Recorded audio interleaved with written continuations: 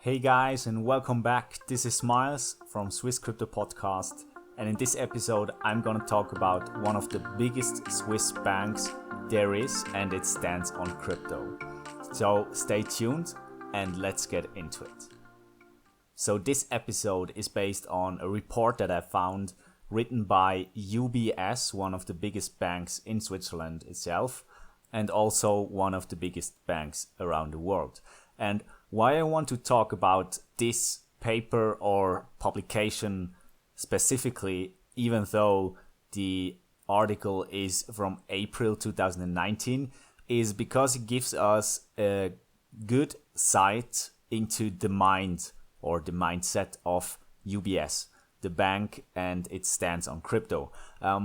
What we've heard in the last few months and what I felt was the main vibe in the cryptocurrency space was that big institutions and also banks are coming into the cryptocurrency space more and more, especially with BACT that has been launched on 23rd of September, and a lot of other banks making their interest in cryptocurrency public. But this article from UBS, and that's especially why I picked it, even though it's a bit older, isn't that positive on cryptocurrency or Bitcoin. I think we also have to have a look at articles like these, even though I do believe that we have to look forward into the future, look at the positive things that are being done for the cryptocurrency space and all the integration that happens into the economy. But we also shouldn't forget about some of the more negative aspects, especially from big players like UBS Bank is. So I'm gonna read to you some of the paragraphs that they wrote about Bitcoin and what they really thought about Bitcoin back in April 2019, and that really is what I believe to be their stance on crypto. So let's dive right into it with the first paragraph. Financial media and crypto market commentators have been busy publishing articles that, in our view, fit the narrative to the price by trying to explain the sudden Bitcoin surge in terms of institutional buying, pension fund allocations, central bank stockpiling, or some other non-provable reasons. But has anything in the world of cryptocurrencies really changed other than the price? We don't think so.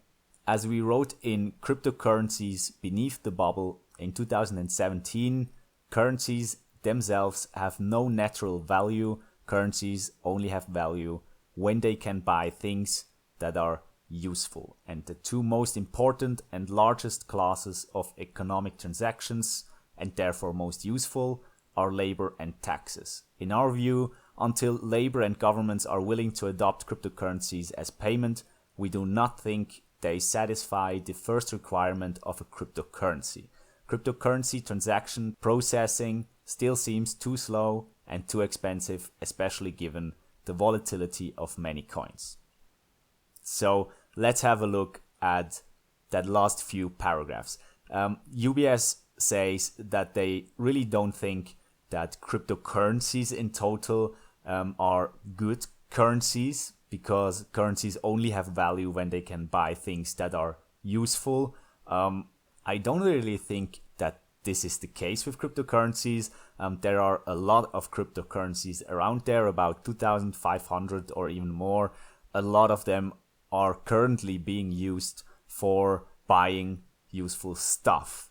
Bitcoin or Ethereum or Litecoin or Dash in Venezuela, etc., etc. So I can't really take that argument seriously that cryptocurrencies aren't buying anything useful. So that's for the first argument. The second one is that they say that until labor and governments are willing to adopt cryptocurrencies as payment, they don't think that they satisfy the requirement of a currency. Yes and no. I mean, cryptocurrency has to go a few more steps until it's fully adopted into the economy that we have right now. We are still in the early stages, but there are a lot of cryptocurrencies taking those steps with regulators, with banks, with big institutions looking at backed right now. So I think that argument is, half true, if you want to say so. I'm pretty sure that this argument will be proven wrong in the future when cryptocurrency gets more and more adopted into the everyday economy. And to also talk about the part where they talk about that they don't take cryptocurrencies seriously until labor and taxes can be done with them. That argument is not valid in my opinion. There are a lot of countries where paying your taxes is possible with cryptocurrencies. I'll take Switzerland as an example here. Some cities, some cantons, parts of Switzerland have made it possible to pay your taxes in cryptocurrencies. Moving on to the next paragraph.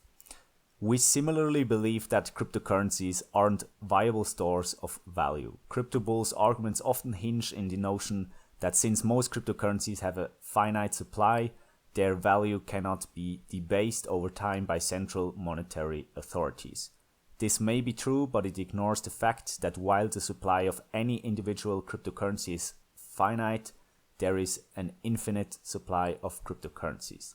The volume of initial coin offerings, ICOs, reached 22.5 billion in 2018, or 3 times the cumulative life-to-date issuance of all ICOs.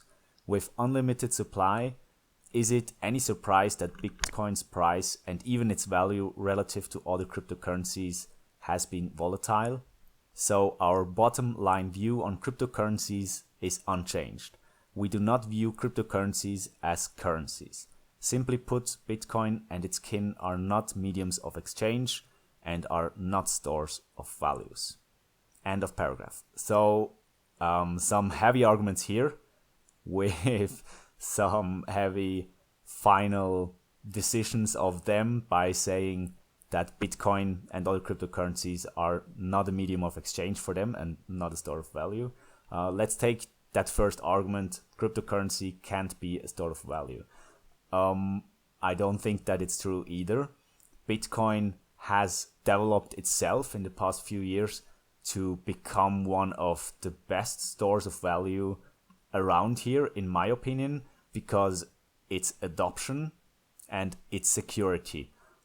With the blockchain, with the proof of work algorithm, there's a lot of security that makes the investment secure and interesting for investors that want to store value. Also, if you look at the stock to flow ratio of Bitcoin, you will see that by the next Bitcoin halving, the stock to flow ratio of Bitcoin will be about the same, not exactly, but about the same as the one of gold. So Bitcoin is moving more and more into the direction of being a very good medium for storing value in it.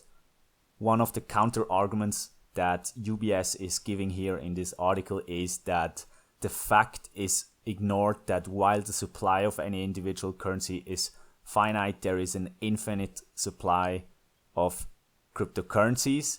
I don't take this as a serious argument, because if you are in the cryptocurrency space, and if you would have looked at the cryptocurrency space in the last few years, you would know that only the good projects, the solid projects, survive in cryptocurrency. I don't think that we need 2,500 cryptocurrencies. Of course, I don't think all of them will survive. I don't want that. Only the fittest will survive. And with Bitcoin being the very first one and being one of the biggest ones with the best adoption, and as I said, a very good stock to flow ratio, we don't have that problem with Bitcoin. So I don't take that argument very seriously. If you want to have a look at the article yourself, please feel free. It's down in the description. Please read it. It's only a page long, and make up your mind. Give me your opinions on the article itself. I've not included everything out of the article, just so you know. I just wanted to highlight the main arguments that UBS brings up, or that the guy that wrote it from UBS brings up against cryptocurrencies, and wanted to talk about why those arguments aren't that serious or aren't that valuable when it comes to cryptocurrencies or when it comes to arguments against cryptocurrencies. If you have another opinion than what I've just talked about, please write it down below in the comments. I'm very interested in that. Tell me where you see cryptocurrencies in the future, and if we will see a turn in the interest or behavior of UBS in the future when it comes to cryptocurrencies. I think that'll be very interesting. So that's been it for this episode. I hope you enjoyed the content I provided. If you liked the content, then please subscribe to the channel. That will mean a lot to me. And I'll see you in the next one.